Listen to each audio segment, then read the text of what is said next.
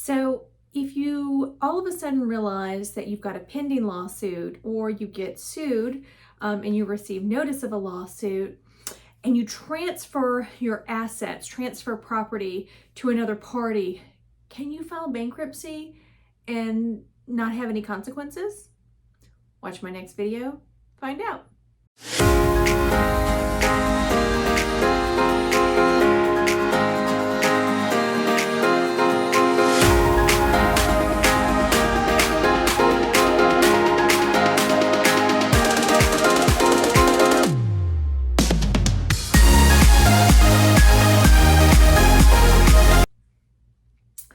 So this is something that I always have to really hammer home to folks when I'm doing consultations, is transfers before you file for bankruptcy.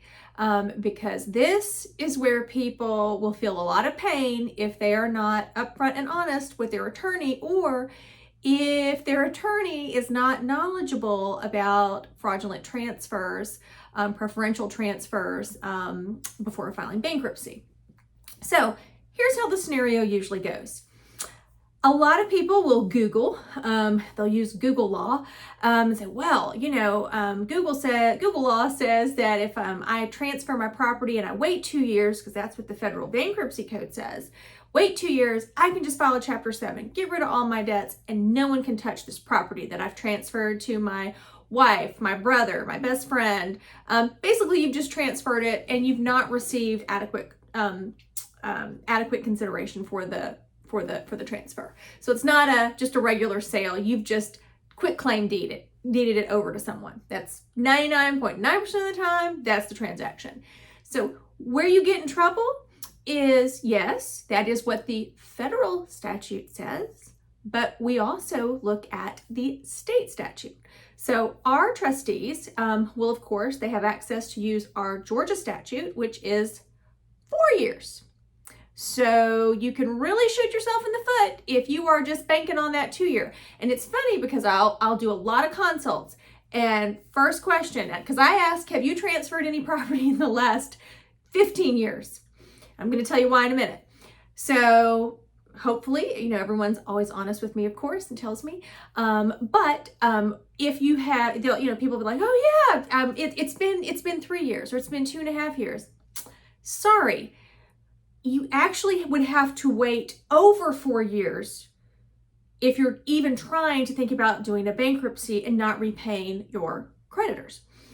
And this is why, because the trustees can use the state statute to look back 4 years, look at any transfers that you've done, and if it was just, like I said, one of these where you just quit claimed it to someone, it doesn't matter why. Oh, they were a good brother, or it's my mom, and whatever, doesn't matter. It's an inside party. 9 times out of 10, you were already insolvent when you did the transfer. And by the way, take a look in the description on my video. I've got a link to this where I've got, examples of, they call it badges of fraud, things that the court would look at. But 4 years is how long the trustee can go back. Now, here's another monkey wrench. A lot of folks during the pandemic, and even before then, a lot of people have SBA loans, government loans, things like that. So if you have an SBA loan, for example, that time period that a trustee can look back at all of your different transactions and transfers, it extends out to 6 years. And that's because there's a federal statute that is available that extends out the collection period for government agencies like the SBA. Again, got a link in my description if you want to, go down that rabbit hole and read all about it. But the point is, 6 years now. So 6 years of transfer. And the way that comes up is just using that extended, if you have an SBA loan, can use that extended time to look back. Now, why I ask 15 years. So if you owe the government money, there's another nice little hint for the Chapter 7 trustees, is they can now look back 10 years. They can go back 10 years and look at any property transfers that you've done. And if that transfer isn't up to snuff, the trustee is going to sue the person that you transferred the property to claw back that property into the bankruptcy estate so your creditors can get a portion of it. And people, will automatically say, oh, well, I don't know the IRS. No, it could be state taxes. It could be local taxes. And here's where people like, yeah, but I can argue this, I can argue that. Great. Maybe you can. But guess what? Litigation in bankruptcy court, not cheap. So don't think that what you paid your bankruptcy attorney to discharge your debt, which is, regular vanilla bankruptcy case, that's not going to cover adverse litigation. Because when these trustees go after you, or it could be, you can have creditors bring objections, file adversaries.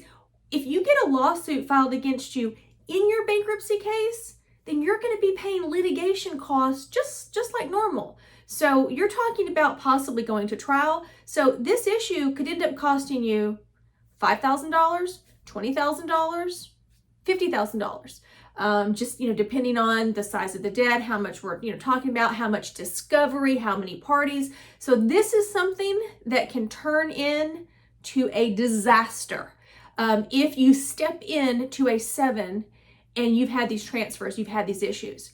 And 99.9% of the time, most people have to settle with the trustee if they want to prevent the trustee from going after someone. Now, sometimes the person doesn't care. They're like, yeah, I don't care. Go after that person is my ex now. I don't care. Go after him, claw it back. Doesn't matter to me. But you need to be aware of that, because what if you're the other party? So if you've got these transfers like this in your past, or you're the recipient of one, you need to be aware that the Chapter 7 trustee, they have a lot of power in this regards. And, it can get ugly real fast. So if you are having debt problems, the last thing you want to do is start switching around property. And, common sense. You don't think the creditors know folks are going to do this? I mean, that's what always I shouldn't say amuses me, it just, stuns me, is folks will have transferred their property maybe 3 months ago. And they're like, oh yeah, but I transferred that to my wife, so can I file? No. I mean, you can, but they're just going to go after your wife, and they're going to take it. So in the end, it's the same result.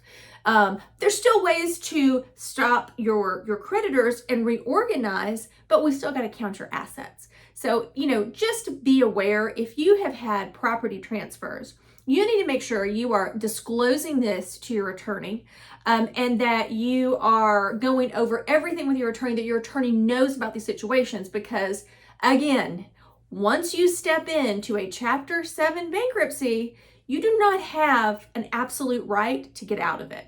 I got a couple of videos on my channel about Chapter 7, the trustee, the process. I would really encourage you to watch them. I also have a video about why sometimes Chapter 13 is the better option as opposed to a Chapter 7, just because you maintain control of it, whereas in a Chapter 7 you don't. So there is no absolute right to dismiss your case. So if you file a 7 and the trustee starts going after someone you transfer property to, yeah, you can't necessarily dismiss it and say, oh, I don't want to play. Doesn't work that way. So it's no joke. So, just make sure that if you've got property transfers, I would strongly encourage you, use a bankruptcy attorney. Don't try to do it yourself. Use a bankruptcy attorney, talk with the bankruptcy attorney, know what your risks are, and know what your options are. If you have any questions about filing bankruptcy, at least here in Georgia, because that's where I practice, I'm always happy to review your case, go over options, and find some solutions to your debt problems.